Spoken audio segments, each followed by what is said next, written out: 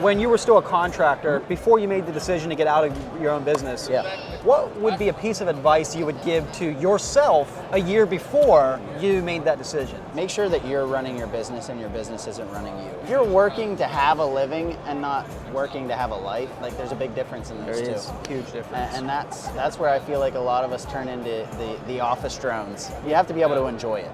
And if you're not enjoying it as a business owner, you're at a loss there. Yeah. How do you not let your business own you? As long as you can make sure that everything is processed outright. The easier processes, the better. Yep. The more organized processes, the better. Make it to the point where you know you can decentralize your command as a business owner and be able Work to take yourself a step out of a job. Yes, exactly. And be able to step back and it'll still do what it needs to do without you standing there pointing the finger to direct everything.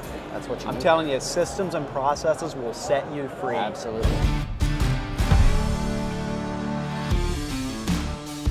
Good morning, everybody. I am Weston Zimmerman, the host of the Cost of Doing Business podcast, and today we are live at the Equip Expo show. I'm here with Lee from In-lite Lighting. We're having a vendor on the show for the first time. So, yeah, Lee, tell us about where you're from and thanks for letting me be the first vendor too. Yeah, absolutely. Cool. I like being, the icebreaker. First advantage. Yeah.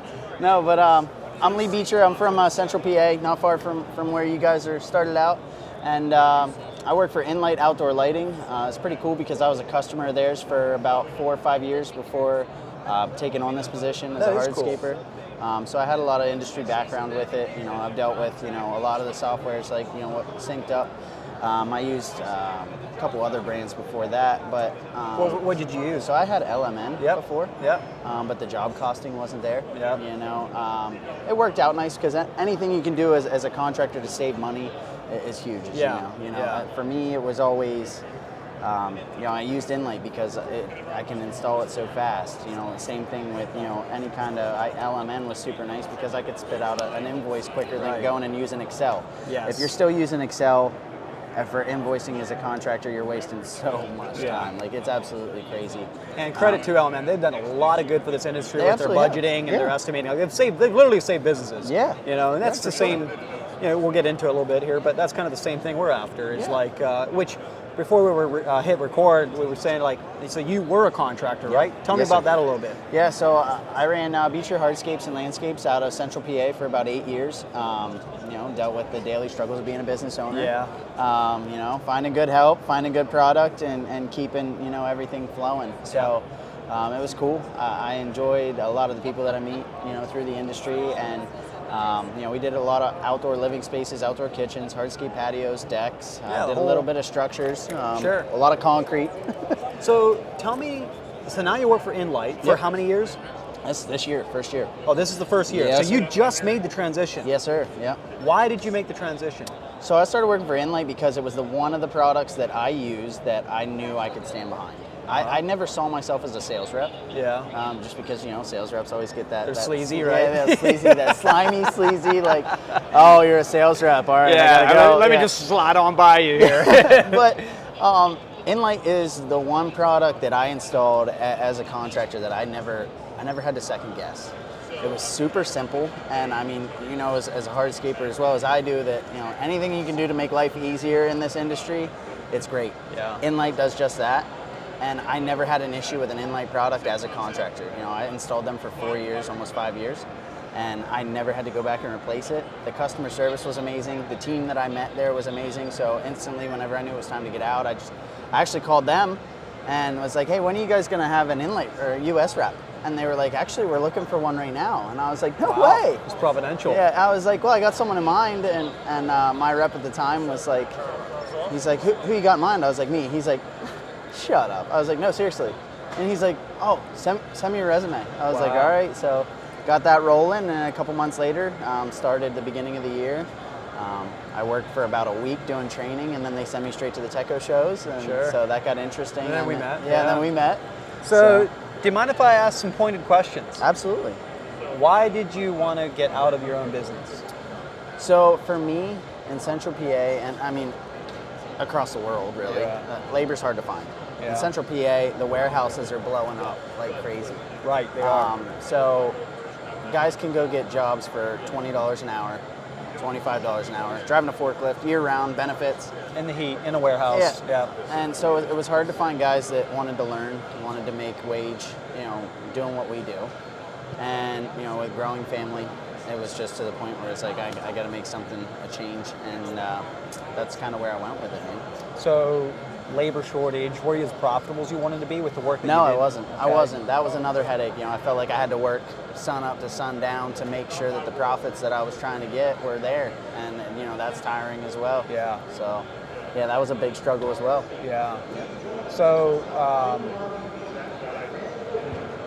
my mission is to find the person you were 2 years ago, before you go out of business, and help you achieve that profitability right up front. Just curious, just picking your brain, to learn. What, if anything, would have helped you? Not saying that this is a good thing that you're. I'm not downing that, but I'm just curious so I can learn more about where your head was. What would have helped you say, no, you know what, I'm going to make, this is going to be successful and it's profitable and I'm going to stick with the business? So I think the biggest thing for me was being able to see where I'm at on jobs that I have my guys on, to know, one, where I can train my guys better to get more efficient at things, where I know they're struggling, and also to know which guys are worth what. I think that's the biggest thing in our industry. Guys want to come in and they want top dollar. And it's like, well, to give you that top dollar, I need to know that you're worth it. So if I can see kind of who's making what on each job and who's doing more efficient at each project, one, I can put my guys on the project that they're going to be the most efficient at. And two, I can also see who's worth what and be able to pay those guys the maximum amount without hurting myself and still be able to build that profit that I'm looking for. So what I'm hearing, paraphrasing all that, tell me if I'm right or wrong, it's being able to, after you're done budgeting, projecting, and estimating and getting that quote from the customer signed, after that, being able to tell what went right and what went wrong. Absolutely. Yeah, that's in a single sentence, that's what, when I try to boil it all down, what does SynkedUP do? It's basically, it's all the other stuff that everybody else does, but it's being able to tell where did I go right and where did I go wrong on every job, so I can do more of the things that I did right at, did well at, and stop doing the things I did poorly at, or make changes. Exactly. Or just, benefit yourself in the future. You don't run into those same problems again. Because it's the whole element of, it's not the hardest worker that wins. It's not the most talented person that wins. It's not the best salesperson even that wins. There's really good salespeople that don't. Absolutely. It's not about you have to be the smartest guy in the room. It's more of just knowing, I guess, your leverage points, what matters, and my opinion would be that one of the most significant leverage points, I don't care if you're just getting started in business or if you're a $10 million, 20-year business, is knowing your numbers. And knowing your numbers is like a cliche, whatever. But being able to figure out where you're at and where you want to be. Because, with anything in life, if you don't have a goal and know where you're at now, you're never going to be able to make that road in between. Right? So that's the biggest thing for growth, is just understanding what it's going to take for you to get where you want to be.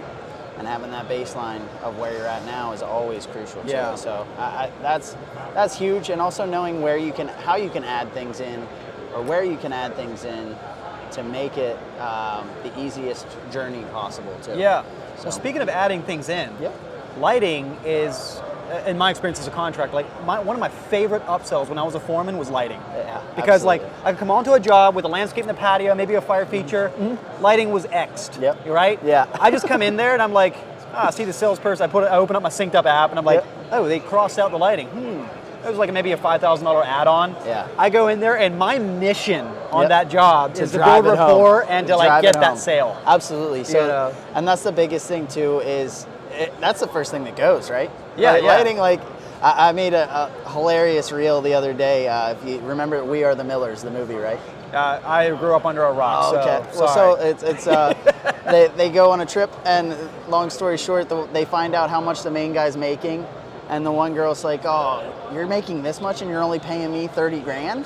And I edited it so that it was landscape, outdoor living space, and then it was fire features, and then it was landscaping, and then at the end the kid's he's like, wait, you guys are getting paid? And it came up as outdoor lighting. You know what I mean? So that's kind of how it looks in our industry a lot of times. You sell a job or sell a project, They want just the bare minimum because they think when they pay for it, it's going to look like what it looks like on the catalog, right? You know, customers they think, oh, that $30,000 or that $40,000 part, that's what's going to get me on the patio. This extra stuff is just way too much. Yeah. But what they don't realize is those line items that guys are still putting in, or the lighting, is what creates it to look that way on the job. I will say, like, speaking from the homeowner's perspective, if you legit are like, I've got to figure out how to meet my budget, I would cut things like lighting or audio or maybe even landscaping. Go super simple with landscaping because those are the 3 simplest, easiest things to add on. Absolutely. But like later, once it, like next year, you know. But I'm telling you, lighting completely transforms. So let's say you spend 50 grand or 100 grand on a backyard. Without lighting, that $100,000 backyard it's only good half has the time, less right? than half the sizzle when you add another 5-10 grand in lighting onto it. Absolutely. You get like double the value out of that backyard. Absolutely. Yeah, it is just so awesome. The way I like to equivalent to, you know, imagine you draw a picture with crayons, but you don't outline anything in black. Yes. You know, it just makes everything pop that much more, right? Yeah. And you know, the other thing is the functionality of it, because exactly. you're selling your customer a patio that they're only going to be able to use until it gets dark. Yeah.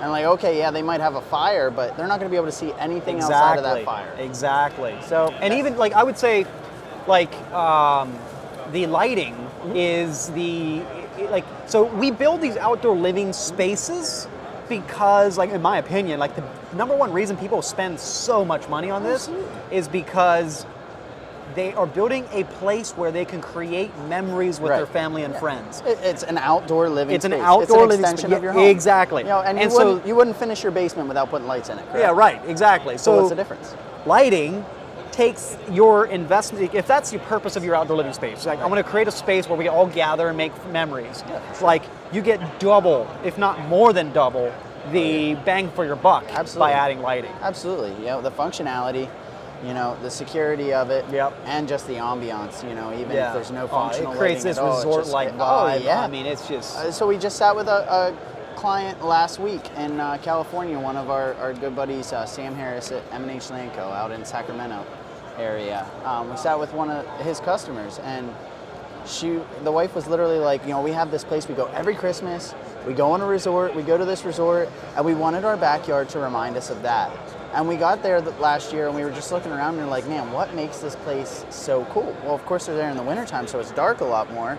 And they're like, it's the lighting. Yes. And so, you know, really quickly, they realized how vital the lighting was to everything that they had to create. And she's like, now we walk out here in our backyard, and she's like, don't get me wrong, we still pay for the vacation every year, but we can enjoy the same feel in our backyard. 100%. So, yeah, it's vital. It's huge. And the nice part about it is it's one of the easiest ways to add that profit. You know, you say you get these guys that... Yeah, it's a huge profit center. Yeah, that's the thing. Like, you get these guys that they cut it out all the time. Yep. I got to the point where in my business, I started telling my customers, like, look, I'm not gonna do your project without putting a couple step lights in. Right. And then if you don't want any more than that, that's fine. But at least then it's wired. And if I have to come back later because you decide you want more lights, it's not going to cost as much for you to add on to it, and it's going to be a lot more simple for me. Yeah. And then that kind of puts your foot in the door, so that lighting can be something. You know, another thing that I did, speaking back to the upselling that I did as I was a foreman on the Tussie crew, I would just grab, like, say it's a 5-day job. On day 3, when things are starting to kind of form shape and the patio's getting laid in and all of that, I would just bring a couple uplights and some path lights and just stick them in the ground, hook them up, and leave. Never even say anything. Yeah. Bam. I mean, like a hook on a fish, man. It's just crazy. Absolutely. When people see it, it just... And that's the thing, too. We have our Inspire case. We have our experience kit at In-lite. And that's exactly it. I had my demo box as a contractor, and it's like you bring this thing up, set it on their kitchen table, and 9 times out of 10, once they see it, touch it, feel it, you know how it is with customers. You take them the paver slabs or the samples, and they're like, this is primo. Yeah. You know, so showing them and showing them the effects is really what gets their mind rolling. So I want to hit one more question, and then I want to lead to an outro, but like, go back to when you were still a contractor, before you made the decision to get out of your own business. Yeah. What would you, like, there's people listening to this that are in that place where they wonder if they should continue on or if they should stop.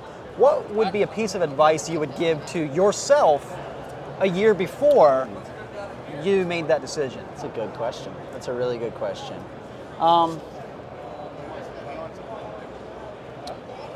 Obviously, like the biggest thing is manage your money well. Manage your money well, but I mean that's key. Doesn't matter where you're at in business. Yeah. And I think the second thing is make sure that you're running your business and your business isn't running you. Yeah. Oh, dude, that's literally a tagline I think in the blog I wrote or something. Yeah. That's the biggest thing, because if you're working to have a living and not, working to have a life, there's a big difference in those two. There is a huge difference. And that's where I feel like a lot of us turn into the office drones, what I mean, of our businesses. Yeah. If your business is holding you hostage and you just feel like you're absolutely just getting killed by what you're doing, you have to be able to enjoy it. And if you're not enjoying it as a business owner, you're at a loss there. Yeah. It doesn't matter how much money you're making. If you're not enjoying what you're doing. Well, can you help me make that tangible? What does it look like? How do you not let your business own you? So as long as you can make sure that everything is processed outright, the easier processes, the better. Yep. The more organized processes, the better. And make it to the point where you can decentralize your command as a business owner. 100%. And be able Work to take yourself a step out of a job. Yes, exactly. And be able to step back and it'll still do what it needs to do without you standing there pointing the finger to direct everything. And the thing is, that is hard work. That's why so many people don't do it. It's really hard work. Yeah. It's easier to keep doing what you've always done, even if that system is broken. Right. And so working extra hard for a season to work yourself out of a job, to build that system, to build that process, to think through how would I train this to the next guy. Right. That's really hard work. And that's one of the biggest reasons why, that's why I'm so comfortable here at In-lite, because it's one of those processes, it's one of those products and processes that allow you to simplify it, that makes it a lot easier to delegate to someone else. Yeah. You know what I mean? Yeah. So anything I can find like that, that's why when I met you, I was like, man, like SynkedUP, I wish this was here 2 years ago. I might not be having this conversation with you right now. I might be on one of your other podcasts. Right. As one of your guys. But it really, those things are huge. Your processes and your products and things that work well and can continue to work outside of you. Yeah. That's what you need. I'm telling you, systems and processes will set you free. Absolutely.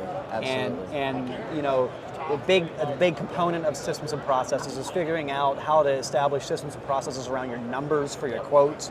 And that's what we're all about here at SynkedUP, is just taking away all the mystical, I don't know how this wizardry works on this Excel spreadsheet, and just answering that question.